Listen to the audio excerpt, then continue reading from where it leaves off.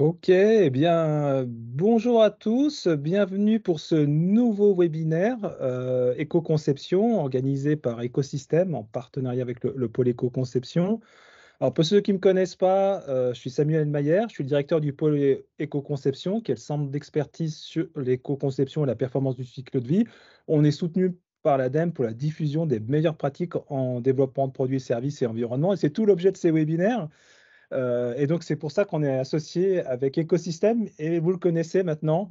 Ça fait quelques mois que c'est lui qui est aux manettes de ces webinaires, c'est Axel Roy, expert environnement chez Écosystème. Et on a co-organisé ensemble ce webinaire qui est un peu spécifique par rapport à ceux qu'on fait d'habitude. Souvent, c'est des sujets techniques, des sujets réglementaires. Ça n'a pas été très drôle ce début d'année sur la réglementation. On en a fait beaucoup, hein, Axel. Et ben là, on prend un peu d'amplitude aujourd'hui puisque l'objet du nouveau webinaire, c'est justement les nouveaux modèles d'affaires circulaires au profit de la filière des biens d'équipement électrique et électronique. Salut Axel. Bonjour Samuel et bonjour à tous. En tout cas, merci hein, pour toute cette organisation. Alors, je rappelle juste en deux mots ce qu'est Écosystème. C'est un éco-organisme, c'est-à-dire c'est une entreprise hein, d'intérêt général à but non lucratif qui est agréée par les pouvoirs publics. Et Écosystème œuvre à l'allongement de la durée de vie des équipements électriques et électroniques ménagers et soutenant la réparation et le réemploi. Alors, il me semble aussi que vous faites des petites choses particulières, des extincteurs. Hein, Oui, c'est ça, on a les faut pas équipements que je les oublie. professionnels aussi, les lampes et les petits appareils extincteurs. Voilà, Voilà, je crois que j'ai une quatre agréments. petite mise à jour à faire. On en parle après. Alors, dans ce cadre, vous assurez la dépollution, le recyclage de ces produits quand ils sont devenus des déchets et ainsi que celui des équipements électriques et électroniques professionnels, lampes et autres. J'y viens justement.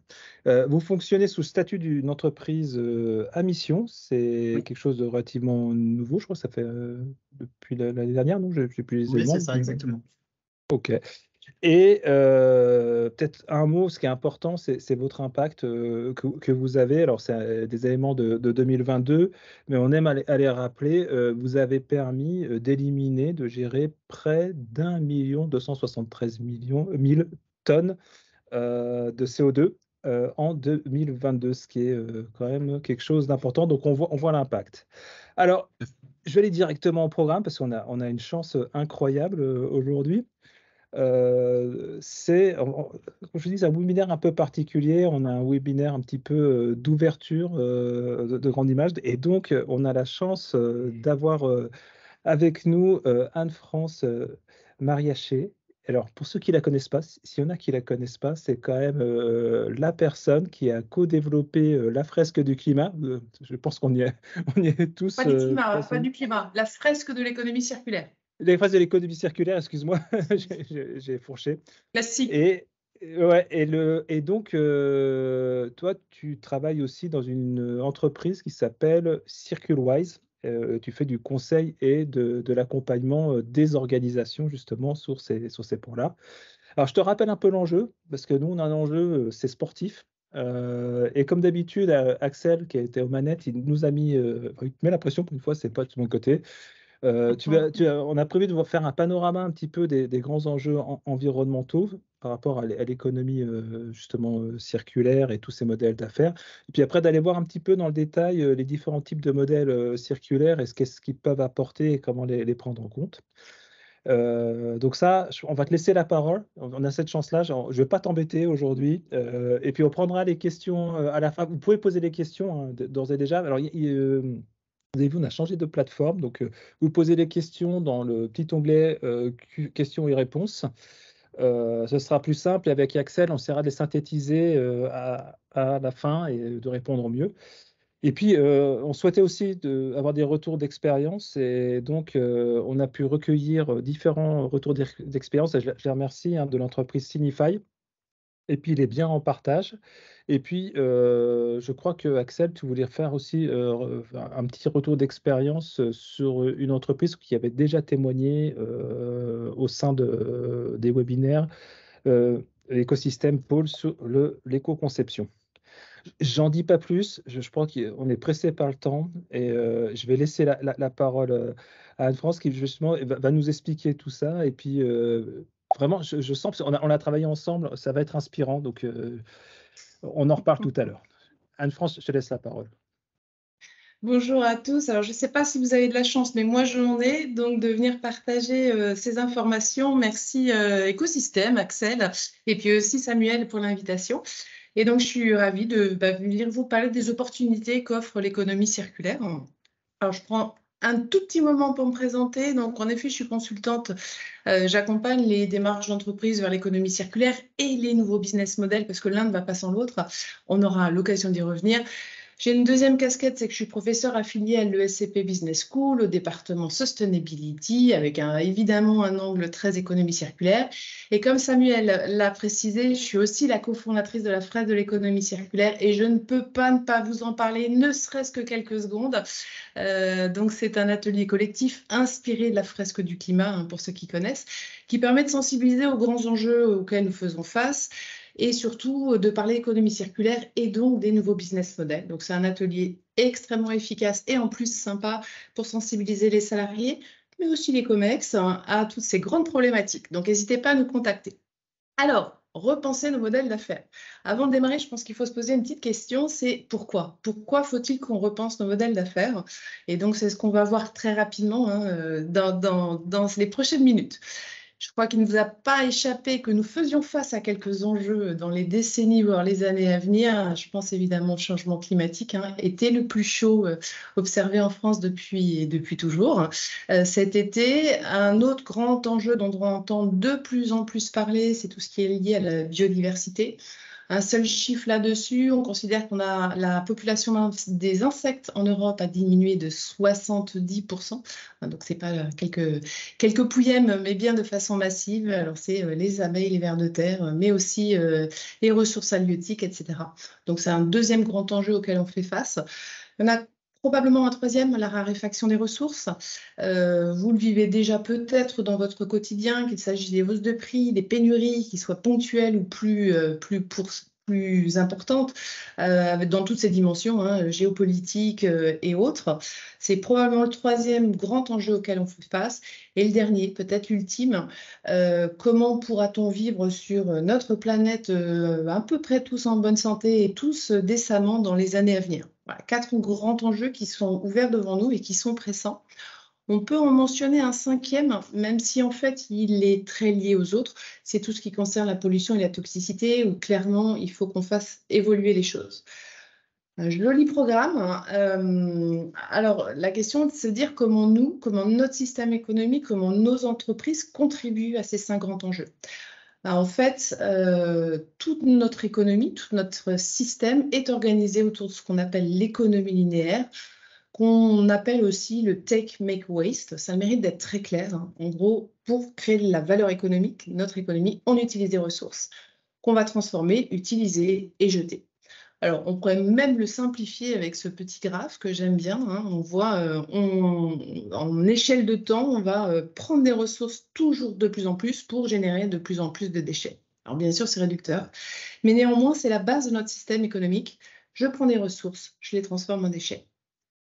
Alors, quelles sont les conséquences un petit peu de ça et de ce développement économique? Je vous mets très rapidement ici une évolution de l'extraction des ressources dans le monde. Vous voyez qu'en 1970, on était à 27 gigatonnes et aujourd'hui, on est à 90 gigatonnes de matière extraite par an. Ce chiffre est tellement énorme qu'on a du mal à s'imaginer ce que ça peut représenter, qu'on a fait un petit calcul. C'est comme si chaque année, on construisait un mur autour de la Terre, 40 000 km. Ce mur ferait 10 mètres de large, donc un joli mur, et 250 mètres de haut. Et c'est ça que chaque année, on va extraire de la Terre. Donc ce mur, on le détruit, on réutilise une petite partie, et puis on va construire un nouveau mur.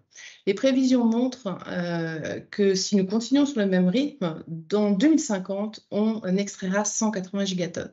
Ah oui, un petit détail, ce triplement de l'extraction des ressources entre 1970 et 2017, il correspond à une augmentation de la population qui fait juste doubler. Donc, bien sûr, l'augmentation de la population va enclencher cette augmentation d'extraction, mais clairement pas uniquement. Alors oui, nos systèmes économiques vont contribuer à la raréfaction des ressources, mais pas seulement. Vous avez ici une analyse qui a été faite par le PNUE, le Programme des Nations Unies sur l'environnement, qui estime que l'extraction et la transformation des ressources nécessaires à notre fonctionnement économique contribuent à 50% des émissions de gaz à effet de serre. Donc, travailler sur ces ressources, c'est aussi travailler sur le changement climatique. 50% des émissions de gaz à effet de serre, 90% des atteintes à la biodiversité et 90% du stress hydrique. Bref, pour combattre ces grands enjeux, il nous faut réfléchir à nos business models et les repenser. Alors, pour l'instant, une approche très macro. On va maintenant passer une approche un petit peu plus micro. J'ai une petite question pour vous. Je vais vous demander d'y réfléchir et si vous le souhaitez, partager vos estimations dans la conversation. Mais en tout cas, de réfléchir à un chiffre. Alors, ma question est, quelle est l'empreinte matière d'un ordinateur de 2 kg?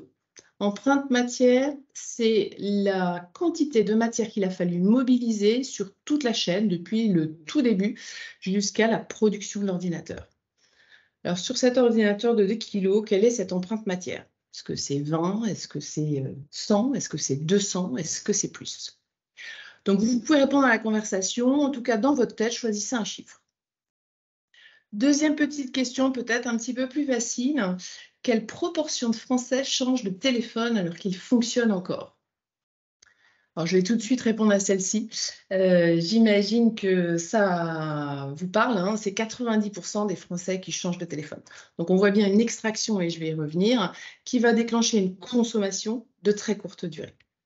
Alors, revenons sur notre première question. J'espère que vous avez tous... C'est très hétérogène, hein. C'est très, très Ouais. hétérogène, hein. Donc, voilà, donc, sans regarder les détails, ça va de plusieurs kilos à plusieurs milliers de kilos. Alors, on va voir qui a raison.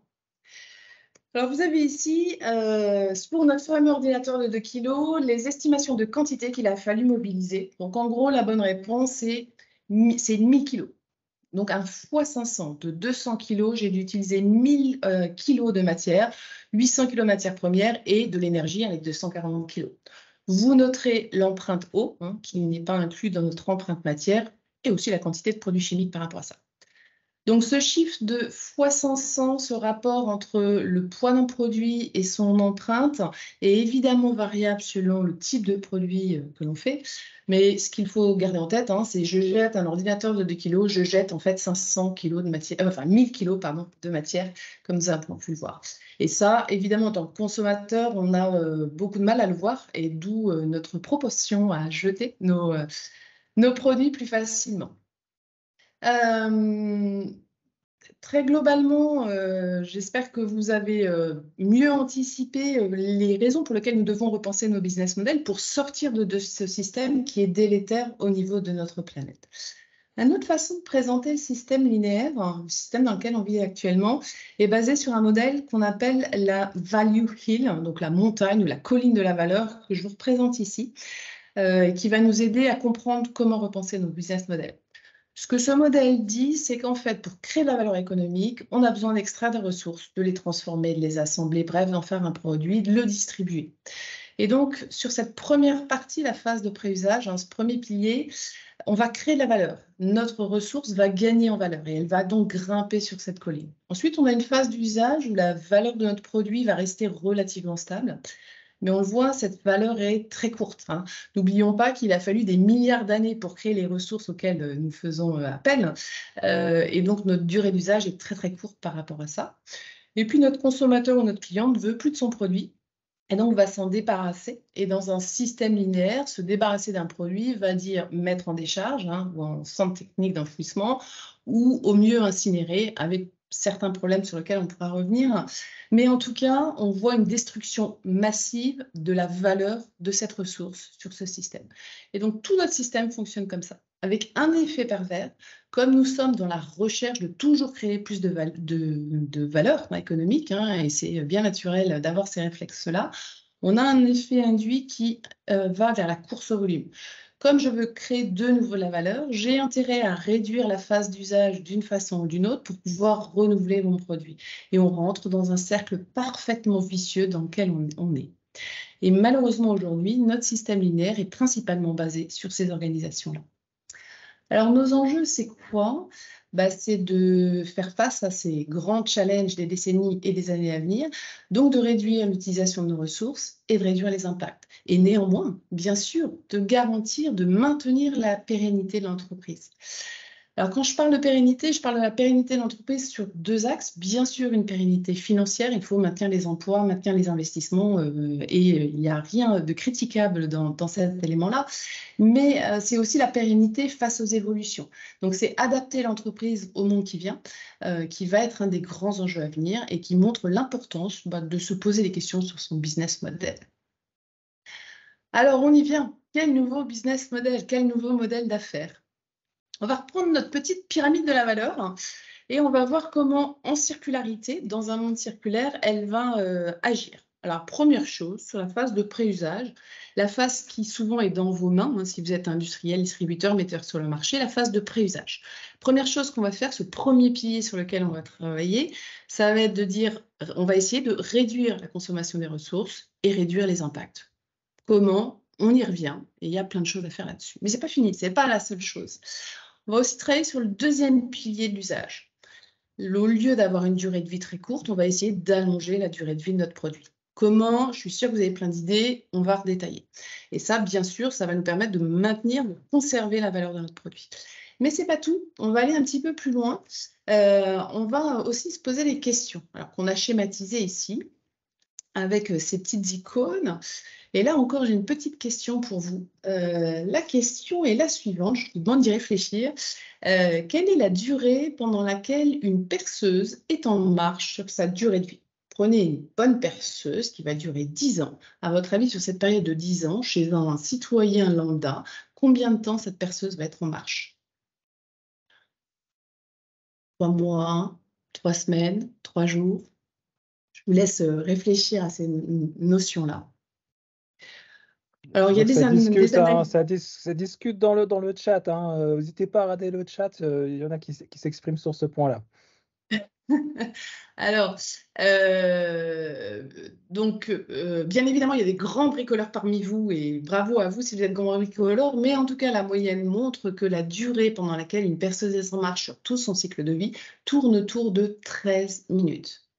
Et là, j'aimerais, si je pouvais vous voir, je vous demanderais à tous qui a une perceuse et j'ai bien peur que la très, très, très grande majorité d'entre vous lèverait la main. Moi aussi, je vous lèverai même 2 mains puisque j'ai 2 perceuses. La première n'était pas assez bien apparemment. Alors, je crois qu'on peut se poser cette question. Comment peut-on expliquer que dans notre société actuelle, nous ayons tous une perceuse dans nos foyers, voire 2, alors que nous allons utiliser ce produit seulement 13 minutes en 10 ans? Et cet exemple est là pour montrer un des autres axes sur lequel on va travailler sur ce pilier d'optimiser l'usage, qui est donc intensifier l'usage. Quitte à avoir extrait des ressources avec les impacts, comme on a pu le voir sur la première partie, autant que ce produit serve. Donc, on va voir ensuite comment on va travailler à la fois sur allonger la durée de vie et intensifier l'usage avec des nouveaux business models. Et ce n'est pas fini, on va travailler sur un troisième pilier. Mon client, mon consommateur ne veut plus de son produit pour X raisons. Si je reste dans un système linéaire, je vais aller l'incinérer ou le stocker en décharge. Et donc, je vais perdre tout le potentiel de valeur de cette ressource et de ce produit. Et donc, dans ce troisième pilier, l'idée va être de circulariser la matière. Je vais conserver la valeur de ce produit ou de ces ressources et les réintégrer dans mon système économique pour qu'elles puissent de nouveau générer de la valeur. Comment? Je rentre dans le détail après. Donc, en gros, pour expliquer le pourquoi l'économie circulaire et quelles sont les opportunités du business model, cette répartition en 3 piliers me semble très claire, c'est pour ça qu'on l'utilise. Alors, on va regarder un petit peu plus en détail et cette fois-ci, je vais vous donner des exemples. Et on va démarrer par le pilier 3, donc circulariser la matière. Petit détail, si je ne l'ai pas mentionné, l'idée est bien de retenir la valeur de notre ressource avant de la perdre. Alors, pilier 3, circulariser la matière. Qu'est-ce qu'on peut faire? Bien évidemment, on va parler réemploi. Rien de très nouveau pour vous. Je vous mets quelques exemples ici. Alors que ça soit du réemploi avec des business models, des modèles d'affaires portés par des plateformes indépendantes et qui vont mettre en relation des citoyens entre eux, hein, l'exemple Le Bon Coin. Mais on voit aussi des distributeurs qui investissent ce champ de modèles d'affaires avec le rachat des appareils, par exemple. Un autre exemple ici, il est presque parfait, qui est intéressant, c'est Leroy Merlin qui va mettre en vente à des prix intéressants des produits légèrement abîmés, des produits de démonstration. Alors bien sûr, c'est lié à la réglementation sur les invendus, mais on voit qu'on va de ce produit qui n'avait plus de valeur, lui recréer de la valeur. Sur ces modèles-là, on se rend compte que les avantages en sont de 3 niveaux. On a bien du chiffre d'affaires, du revenu, de la valeur pour le distributeur ou le metteur sur le marché, ou même le producteur. On a un intérêt pour le client qui va payer moins cher et on a des impacts environnementaux moins élevés. Quand on arrive à avoir un business model qui va créer des avantages sur ces 3 piliers, on commence à être dans la bonne direction. Alors, réemploi, je vous donnerai quelques chiffres après qui vous montrent l'ampleur de ces éléments-là, hein. C'est la première étape. On peut aller un petit peu plus loin avec le fameux reconditionnement. Je pense que vous avez tous entendu parler du reconditionnement, des fameux back market, etc. Donc, c'est la remise d'un produit en conditions d'utilisation optimale. Et ce n'est pas la remise à neuf, hein, ce sont deux choses différentes. Pour la remise à neuf, on parlerait plus de remanufacturing. Et dans votre secteur, évidemment, c'est un secteur qui est parfait pour le reconditionnement. Donc, j'ai cité les back market, mais on peut citer Recommerce, hein, qui fait les choses probablement un petit peu mieux, très français, etc. Aussi Envie, qui va reconditionner du matériel électroménager. Pourquoi je vous parle d'Envie? Parce que c'est une entreprise de l'ESS, de l'économie sociale et solidaire, et très souvent, l'économie circulaire, on peut trouver des liens ou favoriser ces liens avec l'ESS. 2 exemples B2C, mais aussi des exemples B2B. Par exemple, ici le cas de Vesto. Alors, le reconditionnement, est-ce que c'est une tendance massive ou pas? Je vous montre quelques chiffres ici de la part de la seconde main sur un certain nombre de secteurs. Donc, en jaune, le neuf, en vert, la seconde main, donc réemploi et reconditionnement. Et puis, vous avez en rouge la location, on en reparle après. En tout cas, ce qu'on note ici, c'est que sur des produits qui sont dans votre secteur, la part de la seconde main est déjà très importante, en moyenne un quart. Et si je prends le reconditionnement, sur les téléphones, la part de marché du téléphone reconditionné est de 21%, donc quasiment toute la seconde main, hein, est en augmentation constante. Alors, ma boule de cristal ne peut pas vous dire quelle sera la fin de cette augmentation de part de marché de reconditionné, mais je pense qu'on n'est pas au bout de la chose. En gros, le message ici, c'est avec vous ou sans vous. J'ai souvent des clients qui sont réticents à aller dans la seconde main pour des problèmes d'image, tout un tas de problèmes. Et souvent, ce que je leur dis, c'est très bien, vous ne voulez pas y aller, n'y allez pas, mais les autres iront pour vous. Donc, à vous de voir si vous voulez garder la maîtrise de votre marque, de votre image, de votre relation client ou pas. Alors, on ne peut pas finir le pilier circularisé sans évidemment parler de recyclage. Alors, je ne vais pas vous en parler beaucoup parce que vous en parlez déjà très souvent avec aussi écosystème sur ces problèmes, sur ces enjeux-là. Quelques exemples, Seb avec son fer à repasser qui fait un recyclage en boucle fermée, donc naturellement plus vertueux que si on était en boucle ouverte. Il y a un exemple full rec sur lequel Axel vous donnera plus d'informations tout à l'heure, donc je ne vous en parle pas plus. Vous avez juste un petit teasing avec un petit plémo qui se balade, qui devrait, j'espère, éveiller votre attention. Et je vous ai mis des fourrées de perceuses. Alors, c'est une petite anecdote, mais que je trouve assez impactante. Leroy Merlin me partageait qu'ils avaient été en contact avec des... pas les fabricants, mais des commerçants, enfin des distributeurs de métaux, et qui étaient intéressés pour récupérer les forêts de perceuses parce qu'il y avait du titane dedans. Et je trouve cet exemple, même s'il est évidemment anecdotique, extrêmement intéressant parce que ça montre que demain, la maîtrise de sa ressource, soit sur le cycle de vie, soit à la fin, pour garantir son approvisionnement en matières premières, va devenir de plus en plus fondamentale.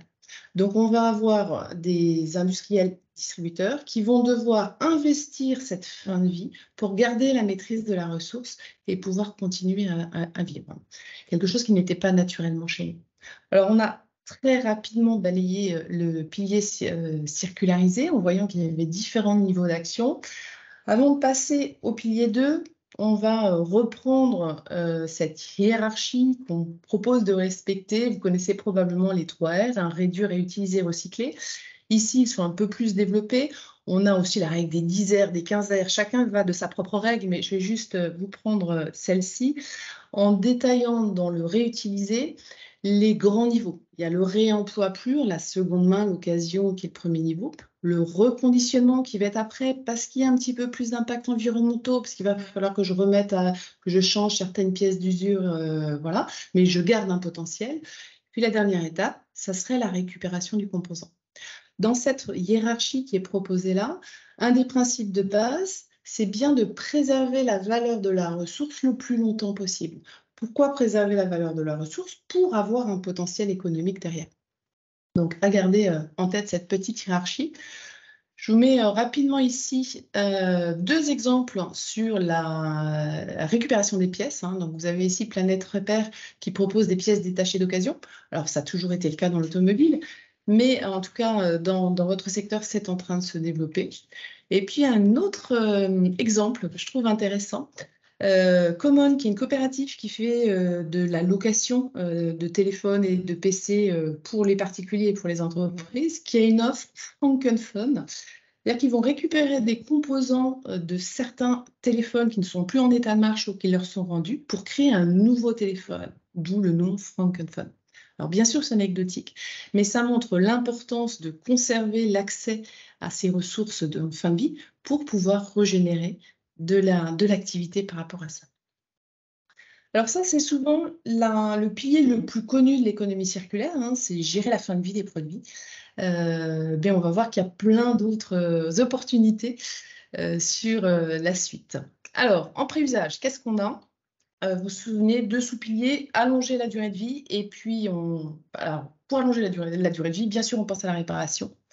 Très rapidement, je vous parle de Spareka, si vous ne le connaissez pas. Spareka, c'est une plateforme qui va proposer de faire un autodiagnostic de ma panne. Supposons que mon lave-linge tombe en panne, je vais sur Spareka, j'ai un chatbot qui va me faire un autodiagnostic et qui va me dire quel est votre modèle, quel est le code, qu'est-ce qui se passe quand vous faites ça. Diagnostic, à la fin, il va me dire la panne probable, c'est cette pièce. Cette pièce est facile à changer. Je peux acheter la pièce détachée pour 20-25 € sur la plateforme. Et quand je la reçois, je vais avoir un tuto vidéo qui m'explique comment réparer. Donc, on voit toutes ces opportunités liées à la réparation qui se développent. Dartimax, une formule d'abonnement, j'y reviens. Je vous mettais ici juste aussi l'exemple de Schneider pour évoquer la notion de rétrofit.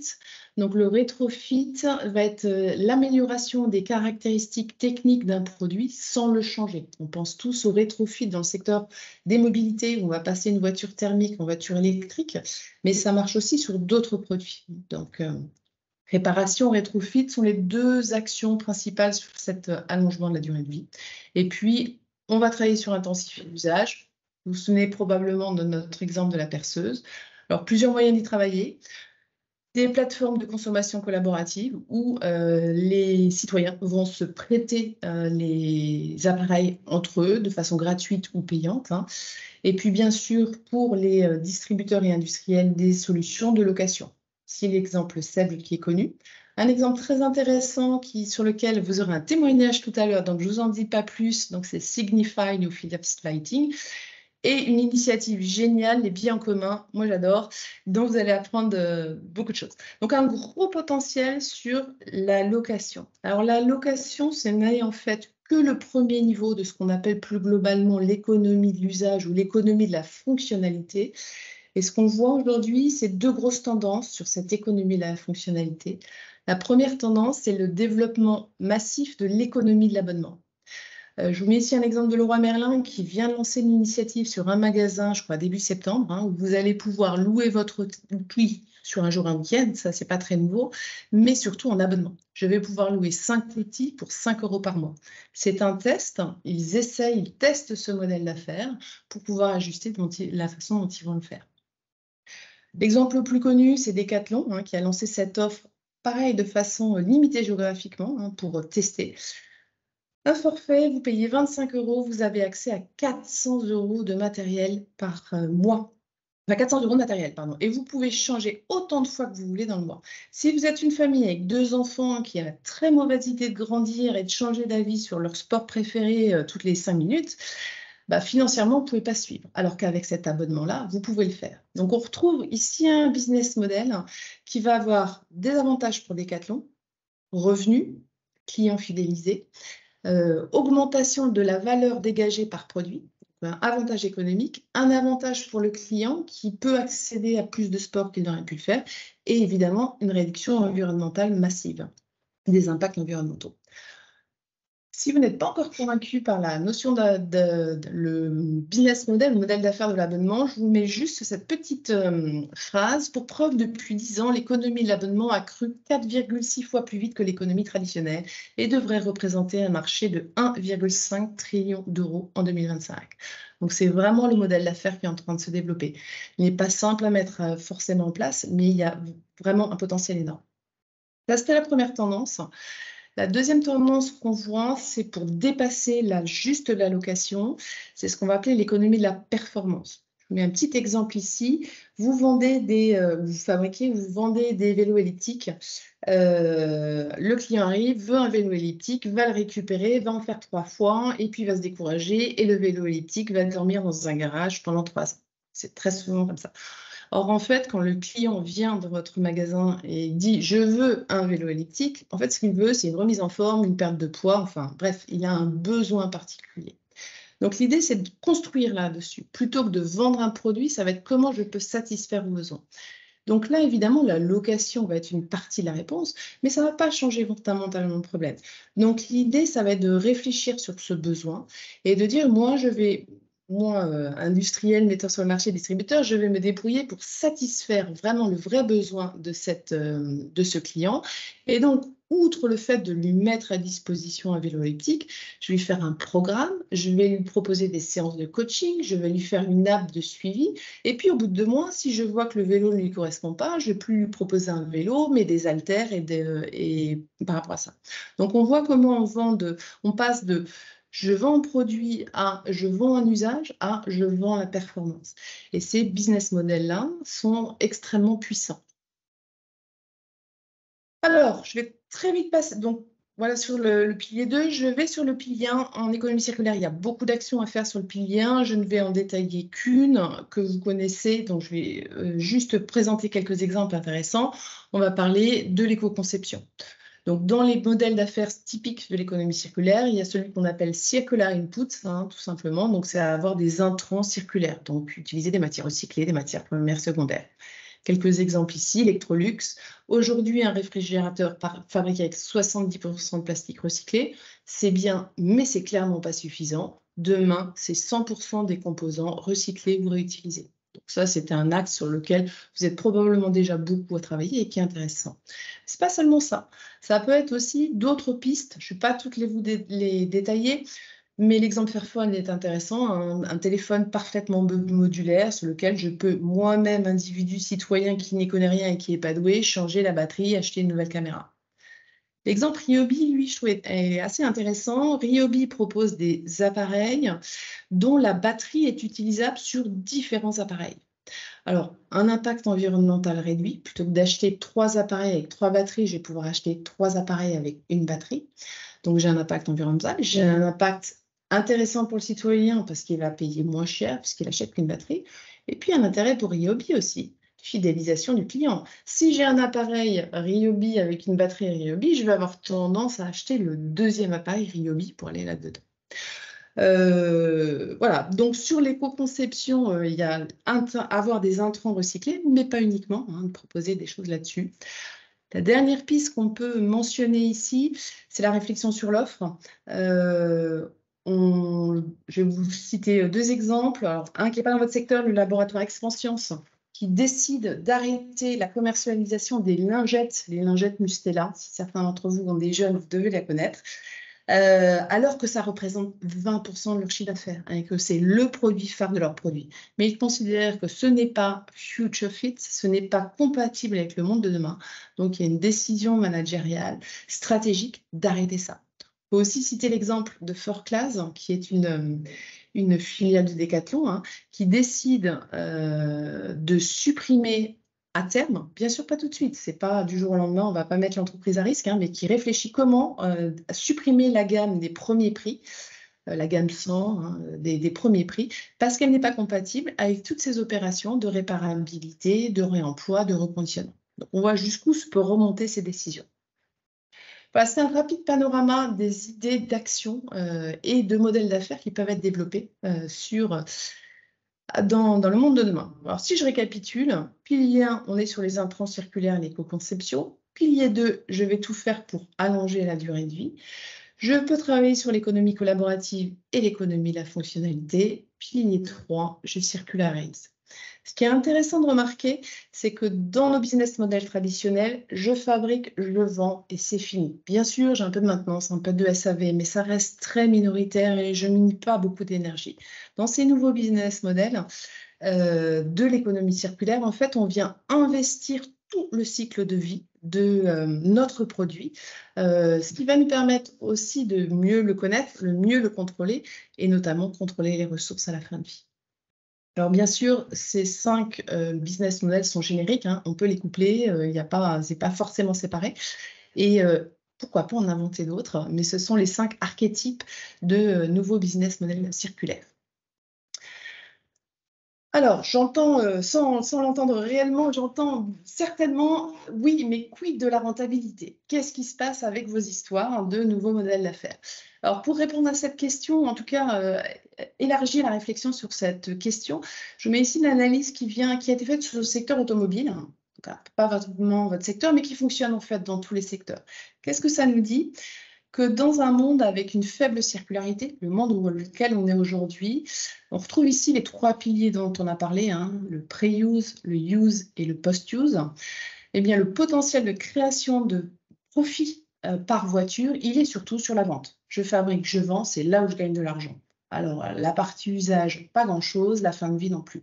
Demain, dans un monde plus circulaire, le potentiel de création de valeur, il est là. Il est sur la partie d'usage. J'ai là investi sur l'économie de la fonctionnalité, la consommation collaborative et potentiellement. Je vous ai parlé de Playit Circular tout à l'heure. Alors, c'est encore non officiel et Decathlon est encore en train de chercher son modèle économique sur ces éléments-là, mais aujourd'hui, c'est rentable. Et il parle même d'un potentiel de création de valeur 7 à 10 fois plus important que la vente du produit. À confirmer, on est tous en train de tester et d'avancer sur ces éléments-là. En tout cas, le futur est là. Alors, à vous de voir. Je vois le temps qui tourne, donc j'accélère un petit peu. Comment agir? C'est une vaste question, ça mériterait 4 heures. Donc on va aller très très vite là-dessus. Mais je pense que la première chose, c'est de changer de paradigme, changer de façon de penser dans nos entreprises. La première chose, c'est d'arrêter de chercher le volume pour le volume et la croissance par le volume, mais chercher bien la valeur créée dans nos systèmes. Deuxième élément qu'il va falloir changer si on veut approcher de façon efficace ces nouvelles approches, c'est de changer une logique de court terme et d'aller vers le long terme. Passer d'un système de vente du produit à un système d'économie de la fonctionnalité implique notamment au niveau de trésorerie, au niveau relations, une rentabilité à beaucoup plus long terme. Ça va demander une mise en place sur le marché. Donc en gros, il faut changer vision court terme, passer à une vision long terme.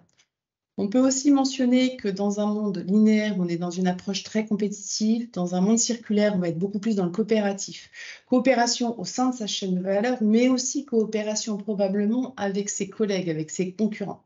Et enfin, sortir du toujours plus et aller vers la sobriété. Alors, ces changements de paradigme, ils se passent par quoi? Évidemment de la sensibilisation, mais pas uniquement. Ça passe aussi par des changements d'outils. Je vous mets ici un exemple parmi d'autres.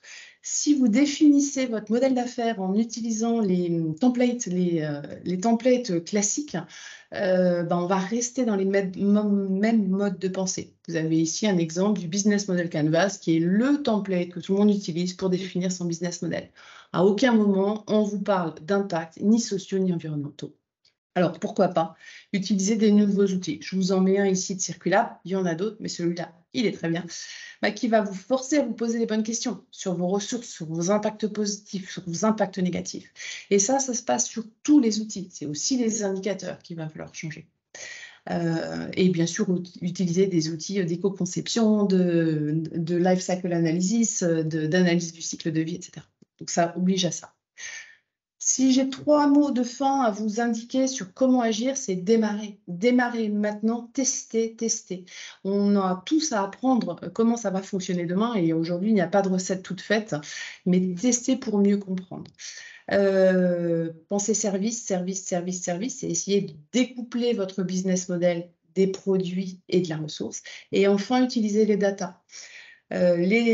Surtout quand vous rentrez dans ces logiques d'économie de la fonctionnalité, vous allez disposer d'un nombre incalculable d'informations beaucoup plus intéressantes sur vos clients et sur vos produits sur lesquels vous allez pouvoir construire de nouvelles façons. 3 petits points pour moi qui me paraissent importants de vous partager à ce stade. Alors, globalement, j'espère que vous vous êtes dit, face aux enjeux auxquels on nous bassine à longueur de journée, et heureusement qu'on nous bassine, face aux enjeux auxquels on fait face, en fait, je peux trouver des solutions. Et ces solutions, elles sont même enthousiasmantes parce qu'elles viennent bien travailler sur les 3 piliers. J'ai une pérennité d'entreprise, j'ai réduit les impacts sur l'environnement et en plus, j'ai une proposition qui est bonne pour le client et qui offre un modèle de société plus inclusif, plus partageant. Donc, il y a vraiment quelque chose de très fort là-dessus. Attention néanmoins, l'économie circulaire, ça n'est pas la panacée, ça a ses limites. On peut parler des effets rebonds, il y a plein de solutions circulaires qui ne sont pas bonnes. Hein. Mais en tout cas, restons toujours vigilants par rapport à ça. C'est bien un des moyens pour nous de faire face à ces enjeux, de prendre soin de notre environnement, de nos entreprises et du social.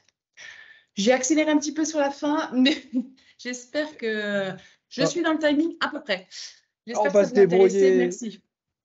On va se débrouiller. Alors, si tu peux juste te déconnecter le temps qu'on puisse basculer de notre côté. En tout cas, Anne-France, je peux te dire qu'on a plein de témoignages dans le chat. Tout le monde a trouvé ça super inspirant. Alors, tu restes avec nous.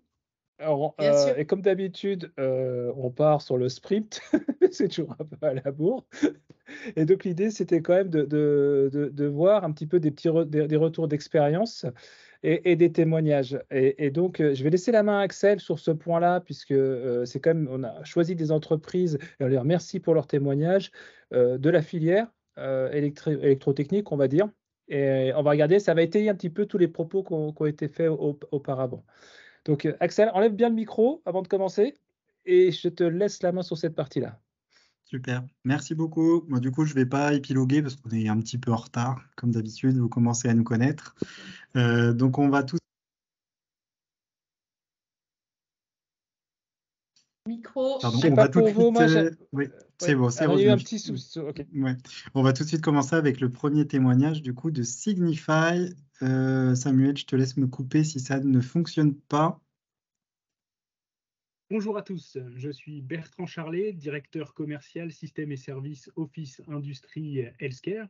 Je travaille au sein de chez Signify. Signify, donc, c'est le leader mondial de l'éclairage connecté, leader français également. Nous sommes plus connus sous le nouveau nom, en fait, c'est le nouveau nom de Philips Lighting, donc une start-up d'un peu plus de 130 ans qui était le pionnier de l'éclairage, des premières lampes conventionnelles. Aujourd'hui, Signify, c'est un peu plus de 7 milliards d'euros de chiffre d'affaires. Nous sommes présents dans 70 pays dans le monde et c'est une organisation de 37 000 personnes. Alors, on pèse à peu près 300 millions d'euros sur le marché France, qui est le 4e marché du groupe. Je vais vous présenter donc ce fameux changement de business model, de modèle d'affaires, où on passe en fait d'un business très produit lampe à un business justement de service. Donc, comment on est arrivé à ce changement de business model? C'est clairement nos clients et nos clients industriels, grands consommateurs d'éclairage, qui nous ont poussé en fait à apporter cette nouvelle offre de service. Et aujourd'hui, donc, ce changement de modèle a eu 4 conséquences, ou il y a 4 points particuliers qui ont fait qu'on est parti de ce business model produit à cette réponse contractuelle, servicielle, qui nous fait rentrer dans l'économie de la fonctionnalité. Le premier axe, c'est clairement la vente d'une performance, la vente d'un résultat. On ne vend plus un luminaire, on va vendre un niveau d'éclairement sur une consommation énergétique, sur des watts mètres carrés qui seront imposés. Donc, ce qui nous oblige à avoir des gammes de luminaires qui soient les plus robustes et qui nous permettent d'atteindre, et les plus efficaces, qui nous permettent d'atteindre donc les performances et les résultats demandés par nos clients. Le deuxième point important, c'est la relation forte qu'il faut arriver à créer avec le client, tout simplement parce qu'en fait, on va changer le modèle et la façon de faire. Et évidemment, il faut arriver à créer un lien très fort de confiance pour que le client puisse s'engager sur ces nouveaux contrats. Le troisième axe est clairement la durée. On va être sur des durées qui sont beaucoup plus longues qu'une simple vente de produit initial. Et cette durée va pouvoir s'engager sur 3, 5, 6, 9, jusqu'à 10 ans dans certains cas, sur certains projets. Enfin, le dernier axe, ça va être le changement et le partage du risque. Là où le client prenait le risque du produit et 100% du risque chez lui, aujourd'hui, lorsqu'on va être sur un niveau de résultat et un niveau de performance, le 100% du risque arrive clairement chez l'industriel et donc chez nous, et à nous de porter et partager ce risque et de pouvoir minimiser au maximum le risque pour le client et minimiser le risque pour que notre business model soit le plus vertueux possible et le plus pérenne possible. Le côté disruptif de cette approche vient dans l'approche de la valeur. Lorsqu'on vend un produit, on vend la technologie et la vente du produit. Là, on va vendre le résultat de ce produit. Donc, en fait, les économies d'énergie, les économies de maintenance. On a la chance, nous, d'être dans un business model où on a une rupture technologique qui est la LED, voire la LED connectée, le pilotage de cette LED, qui va nous apporter massivement des économies d'énergie versus des solutions fluo ou conventionnelles, et massivement des durées de vie extrêmement longues sur ce nouveau composant LED. Et donc, en fait, le changement de valeur va permettre en fait, facilement de mettre en place ce nouveau business model. Le business model LaaS, Light as a Service, change fondamentalement les investissements. Là où aujourd'hui, le maître d'ouvrage doit mettre de l'argent sur la table et mettre des CAPEX en front pour pouvoir justement investir dans l'éclairage LED, avec le système Light as a Service, avec cette approche, l'offre elle est complètement déconsolidante, avec même un cash flow positif dans de très nombreux cas. C'est-à-dire que l'économie d'énergie apportée par la LED et par le pilotage de ces LED, par la connectivité, par les détections de présence, les apports de lumière du jour et la bonne gestion qui va être faite sur mesure pour le site et pour l'application, les économies d'énergie seront telles qu'elles vont permettre de baisser très fortement donc, la facture d'économie d'énergie, et le coût du contrat sera inférieur aux charges en fait actuelles que le site va avoir. Et donc, on va pouvoir libérer du cash flow positif. Et donc, aujourd'hui, le frein, il n'y a aucun frein en termes d'investissement et en termes de finances pour un client, voire même, il fait, en plus de faire des économies d'énergie, il va clairement faire des économies financières à ne pas retarder, entre guillemets, ces rénovations éclairage LED. Donc ça, c'est le troisième point. Et enfin, les perspectives pour arriver et les perspectives futures pour changer et les clés. Forcément, aujourd'hui, on a dû réorganiser nos équipes, monter en compétence sur des niveaux juridiques, sur des niveaux financiers pour pouvoir répondre à l'ensemble des besoins. Et les perspectives à venir sont le fait de rentrer dans l'économie circulaire, pouvoir réutiliser en fait nos propres luminaires, puisque nous gardons la propriété sur nos contrats de ces luminaires, et donc la future gestion des déchets qui est extrêmement importante pour nous, pour pouvoir justement optimiser et réutiliser, réemployer dans certains cas certaines gammes de luminaires. Super, j'espère que vous avez bien entendu et ça illustre bien ce dont Anne-France parlait juste avant, et notamment cette intensification de l'usage. Les producteurs, les fabricants aujourd'hui n'ont plus d'intérêt, quand on voit les réglementations, toutes les normes qui sont en train de sortir, à faire des produits qui pouvaient auparavant être qualifiés comme obsolescents, et ce de manière programmée. Et maintenant, on parle même de durabilité programmée. Et c'est un petit peu tout le message de Bertrand qu'il a eu la gentillesse de nous partager. Les entreprises ont aujourd'hui tout intérêt à mettre sur le marché les équipements, les produits, les équipements ou les produits les plus durables possibles pour qu'ils puissent bien, faire en sorte de pérenniser cette valeur dans le temps. Je crois que Bertrand est là avec nous. Donc, si vous avez des questions pour Bertrand, mettez-les bien et on essaiera de les prendre et qu'il puisse y répondre. Hein. Super. Anne-France a commencé à l'introduire tout à l'heure, notamment sur le pilier 3, si j'ai bien écouté, et donc sur la partie recyclage. On a eu une collaboration qui est super intéressante entre Coolrec et Playmobil.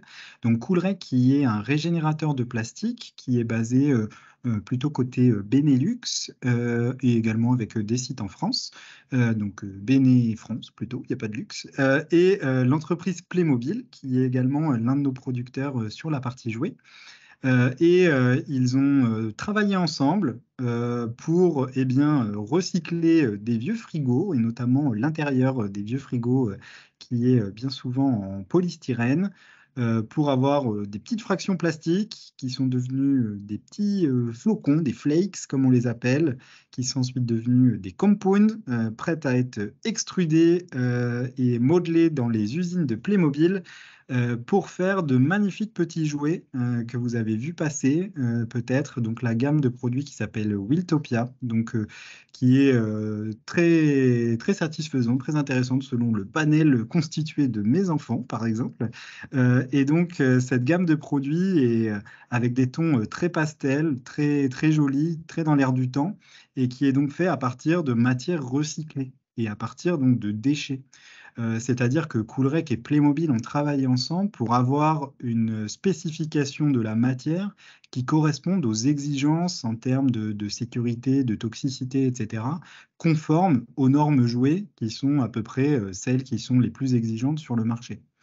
Donc l'idée avec cet exemple, c'est aussi de vous montrer que la matière plastique qui va pouvoir être réutilisée issue de D3E, ce n'est pas forcément de la matière qui n'a pas de valeur. Au contraire, aujourd'hui, on est capable de faire des produits qui sont conformes avec des exigences normes alimentaires ou normes jouets.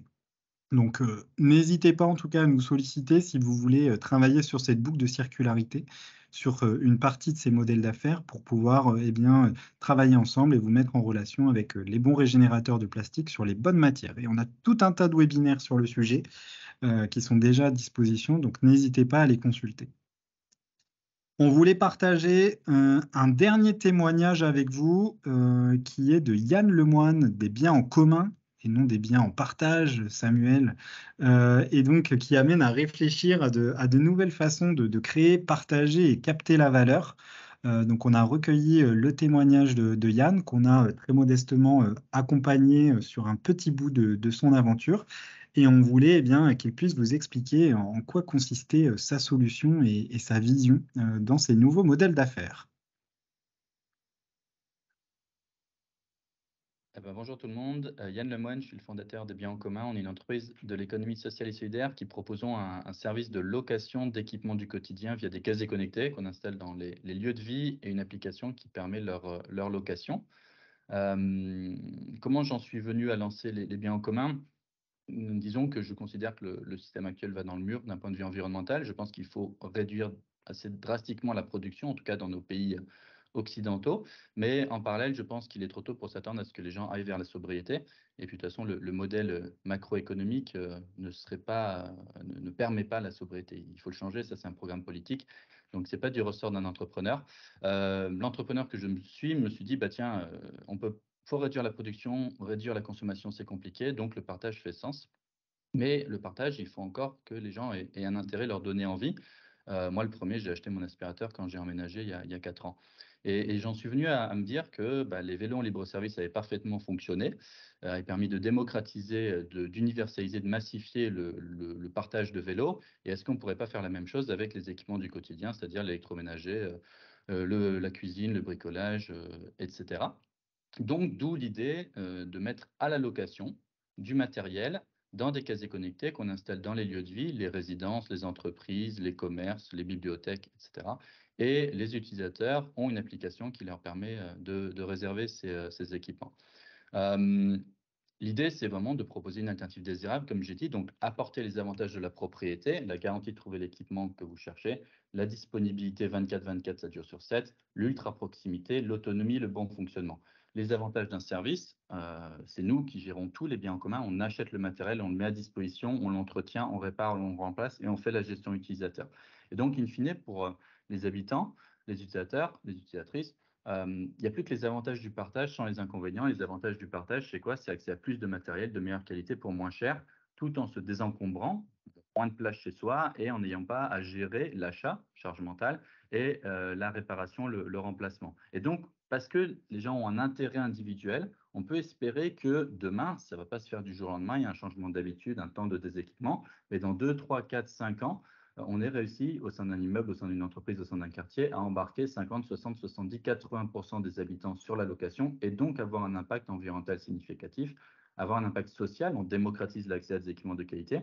Et si en plus on arrive à embarquer les habitants dans le système, dans le service, dans le projet, en leur permettant de voter sur les équipements, en ayant des ambassadeurs, en ayant des référents, bricolage, divertissement, etc., on va créer en plus du lien social.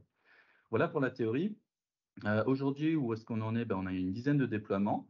Ça tourne bien. Les 4 déploiements historiques qui tournent depuis plus d'un an, on fait plus de 1500 locations. Et pour l'instant, on n'a pas eu une dégradation, un vol. Les gens sont super respectueux, n'en déplaise à certains qui m'avaient dit il faut que tu ailles en Suède ou en Allemagne pour faire ça. Voilà, on est trop dans la défiance. Il faut essayer d'aller vers la confiance. Mais pour l'instant, on ne les a pas mis dans la rue. Donc, ceci explique peut-être cela. Mais pour l'instant, ça se passe super bien. Les retours sont très, très positifs. Les utilisateurs sont très autonomes. On a très peu besoin d'intervenir au niveau de la hotline. Côté impact, de prime abord, on peut se dire que si demain on arrive à faire un immeuble 40 appartements, 40 aspirateurs, un immeuble 40 appartements, 5 aspirateurs éco-conçus, ça sur une vingtaine d'équipements, ça sur demain 1000, 2000, 3000 immeubles d'un territoire, on aura un impact très fort. Mais on a cherché à le démontrer en faisant une analyse de cycle de vie avec l'université de Toulon. Ça vaut ce que ça vaut. Il y a des hypothèses évidemment très fortes prises au départ, mais on a montré que malgré l'impact des casiers qui ont été pris en compte, on réduit l'impact carbone sur un immeuble de 50 appartements, 50 personnes. Si on arrive à les basculer sur la location d'une dizaine d'appareils, on réduit l'impact carbone d'environ 60% et l'impact agrégé de 18 indicateurs différents aux alentours de 70%. Encore une fois, il y a des hypothèses et il y a des limites à cette analyse. On va pousser l'analyse, mais enfin, ça montre que le potentiel d'impact environnemental est très fort. Aujourd'hui, où est-ce qu'on en est? On boucle une levée de fonds. On est en train de recruter pour étoffer l'équipe. Et l'enjeu maintenant, c'est d'aller vite. On a une urgence, donc de déployer rapidement dans les années à venir. Et ça passe notamment par trouver des gestionnaires de lieux de vie, des collectivités qui sont prêts à se lancer avec nous dans les 2, 3, 4 prochaines années pour déployer leur parc. Sur de nouveaux territoires, on est lyonnais à la base, mais on a fait un déploiement à Grenoble, on a fait un déploiement à Suresnes, on va faire un déploiement en Alsace. Et l'enjeu, c'est vraiment d'aller vite et fort. Et pour moi, ma vision du déploiement de demain, ce serait qu'il y ait des structures FI sur chaque territoire, implantées sur le territoire, si possible multipartenariales, donc pourquoi pas de type coopérative, qui déploie, qui opère, et avec une structure mère qui peut mettre à disposition le logiciel, les contrats gros fournisseurs, la logistique nationale, la marque, etc. Et je pense que c'est seulement si on arrive à mettre en place cette structure-là, avec une structure mère et des structures FI, qu'on ira vite et fort, et que tout l'impact potentiel du projet sera atteint. On souhaitait vraiment vous partager cet exemple parce que voilà, c'est un défi, si vous connaissez Yann, de résumer toute sa pensée et toutes ses idées en 5 minutes, mais on voulait vraiment vous montrer ici le cheminement de où il était parti et jusqu'à sa vision, voilà, de là où il en est et jusqu'à sa vision de ce qu'il souhaite accomplir. Et je pense que ça peut être une bribe de réponse qui peut déjà y avoir dans le chat sur est-ce que c'est applicable à des petites structures ou pas. En effet, les plus grosses structures ont, on va dire, une marge de manœuvre plus importante pour mettre en place des modèles, des nouveaux modèles d'affaires type abonnement et autres. Mais on a aussi tout un tas de plus petits acteurs qui sont super engagés, qui pullulent et qui phosphorescent énormément sur l'ensemble de ces sujets. Et donc, petit instant placement produit, si jamais vous pensez que l'implémentation de ces casiers pourrait convenir au sein de votre entreprise, de votre copropriété ou je ne sais où, n'hésitez pas à rentrer en contact avec Yann ou avec nous pour qu'on vous mette en contact et pour que vous puissiez mettre en place des projets qui ont un vrai impact à la fois environnemental et sociétal. Voilà pour ces témoignages. En tout cas, merci. Je pense, ce qui revient, c'est de l'inspiration. Ah, ça repart. C'est vraiment les éléments d'inspiration. Je ne sais pas comment, Axel, tu voulais faire, si tu veux faire une conclusion et puis des questions après. Ouais. Je vais faire la conclusion si ça te va, parce que j'ai le petit appel à questions pour le prochain webinaire. Super. Et du coup, je vais aller très rapidement là-dessus. Vous aurez les slides, mais on a eu Anne-France qui nous a exposé très brillamment les différents nouveaux modèles d'affaires circulaires, les types de modèles d'affaires circulaires que vous retrouvez aussi dans cette publication de Rémi Lemoigne qu'on trouvait intéressante et qu'on souhaitait vous partager. Donc, vous pouvez aller creuser également le sujet. Mais merci beaucoup Anne-France pour l'ensemble de ces éléments qui, a priori, ont été aussi inspirants pour le public qui était avec nous aujourd'hui. Donc, merci beaucoup pour ça. Et puis, on retiendra que, en effet, la transformation est en cours. Aujourd'hui, on évalue le niveau de circularité à l'échelle mondiale à environ 8,6%, en gros entre 7 et 10%, c'est ce qu'il faut retenir. Donc, il y a encore du travail, que ça permettrait aussi la création de beaucoup d'emplois, environ 800 000 emplois qui pourraient être estimés comme étant créés grâce à ces nouveaux modèles d'affaires circulaires. En effet, ça demande beaucoup de travail, un système qui doit être changé en profondeur, également nos modes de production et nos modes de consommation. En tant que consommateur, on est les premiers aussi à pouvoir jouer sur ce qu'on achète. Ce qu'on achète, c'est ce que les entreprises vont produire demain. Et donc, du coup, on a également un rôle à jouer dans ce sens-là. On retiendra aussi que l'économie circulaire, ce n'est pas synonyme de recyclage. Bon, là, je pense que si vous suivez notre série de webinaires, c'est assez clair pour vous maintenant, mais c'est une partie de l'économie circulaire et pas forcément celle qui a le plus de valeur. Donc voilà, on ne l'oublie pas évidemment, c'est vraiment très important. Comme vous le savez, je pense que vous êtes soumis à ces différentes obligations, mais on a nos politiques, les instances réglementaires, les instances de normalisation également qui s'emparent de plus en plus du sujet, notamment nous dans la filière électrique et électronique où on a des comités normatifs qui sont très actifs sur le sujet et qui permettent d'avancer rapidement.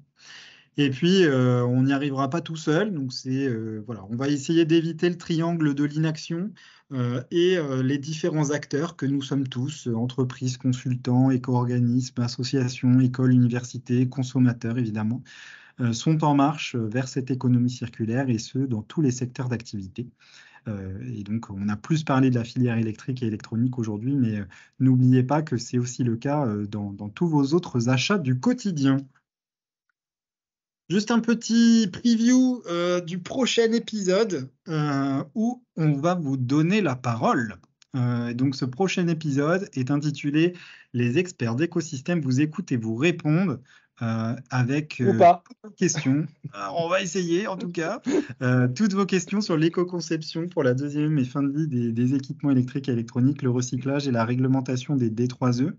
Et ce prochain rendez-vous est le 20 octobre à 13h30, donc juste avant les vacances. Vous n'avez aucune excuse. Du coup, dans le lien d'inscription que vous recevrez prochainement, peut-être que dans le chat déjà. Dans le chat, voilà. Oui, je l'ai mis dans le chat. Super. Et on vous enverra l'invitation plus officielle probablement fin de semaine prochaine.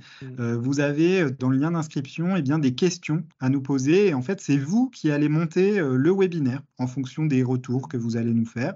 Nous, on mettra autour de la table, je l'espère, les experts qui seront en capacité de vous répondre. Donc, n'hésitez pas à bien jouer le jeu.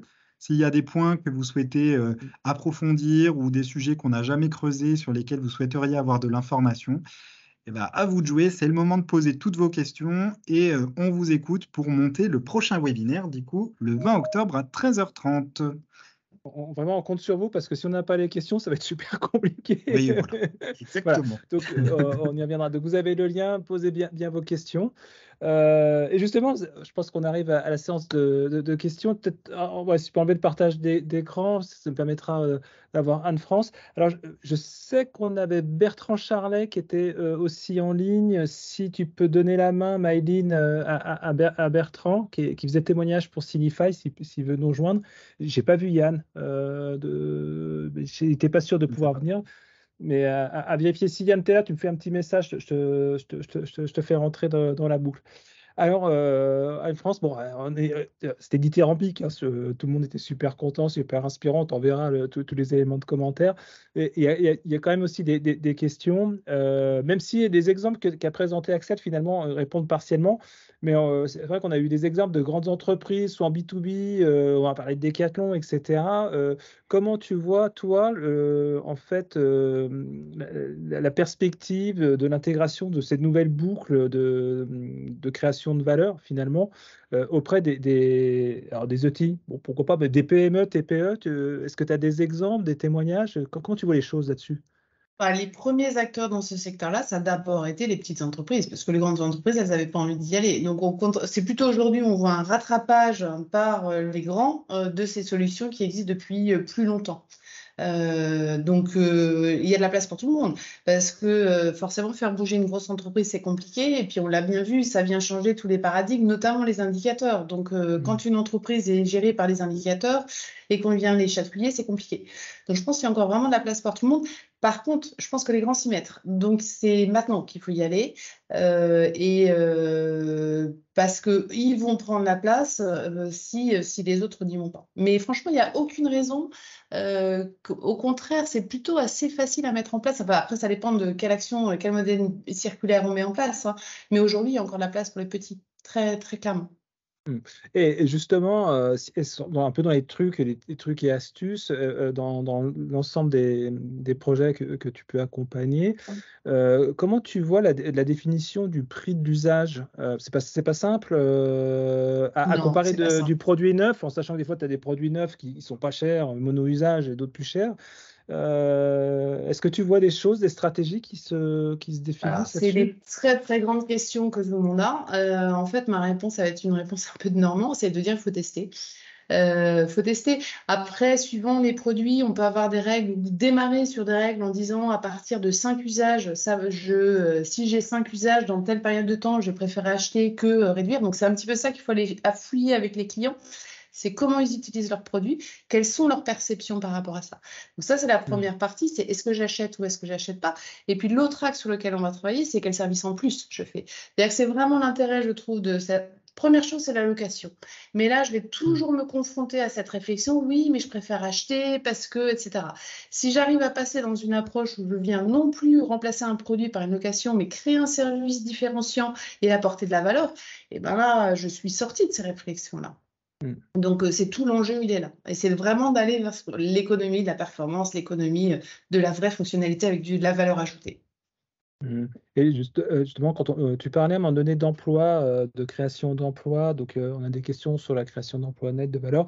Moi, ce que j'avais compris, mais tu me corrigeras, c'est que ces emplois, c'est des emplois qui sont localisés. C'est-à-dire que plus on a des boucles courtes, mais tu me corriges sur la value wheel que tu présentais, plus on maintient de l'emploi en France. Enfin, alors, à la fois, j'ai deux questions. J'ai à la fois sur le gain net des milliers d'emplois créés, ou voilà, ta Alors réponse, et d'ailleurs, puis où ils sont créés.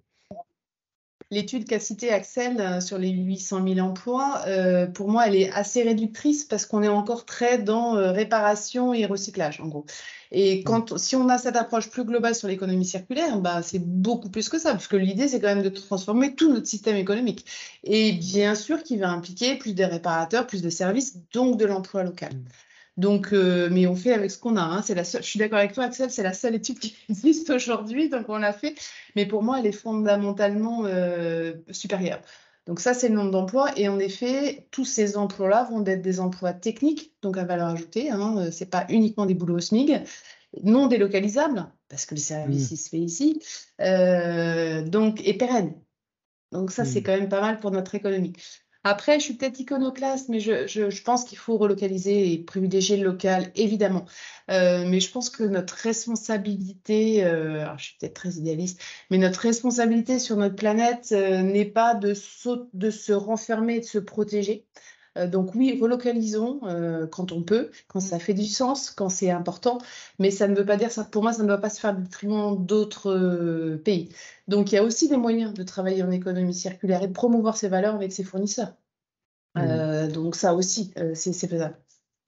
Et très souvent, la part de transport dans, bien sûr, il faut décarboner le transport, mais la part du transport dans le bilan carbone et même dans le bilan environnemental d'un produit, elle est souvent assez faible, beaucoup plus faible qu'on imagine. Souvent, je pose la question, les gens me disent c'est au moins 30%. Si je fais fabriquer un produit en Chine et que je l'importe, c'est 30% qui est lié à l'empreinte transport. Non, si je prends du textile, c'est 2% du bilan. Alors, je ne vais pas parler à un spécialiste ACV, Samuel, tu dois le savoir. Mais voilà. Donc, surtout, je pourrais dire le la tout son contraire en relocalisation, fonction du mode de transport. oui. Non, mais on est bien d'accord, je ne te parle pas avion. Mais en tout cas, voilà, je pense qu'il ne faut pas essayer de polariser notre monde et de simplifier au maximum les messages. Donc oui, essayons de relocaliser, mais quand ça fait du sens et pas au détriment d'autres choses.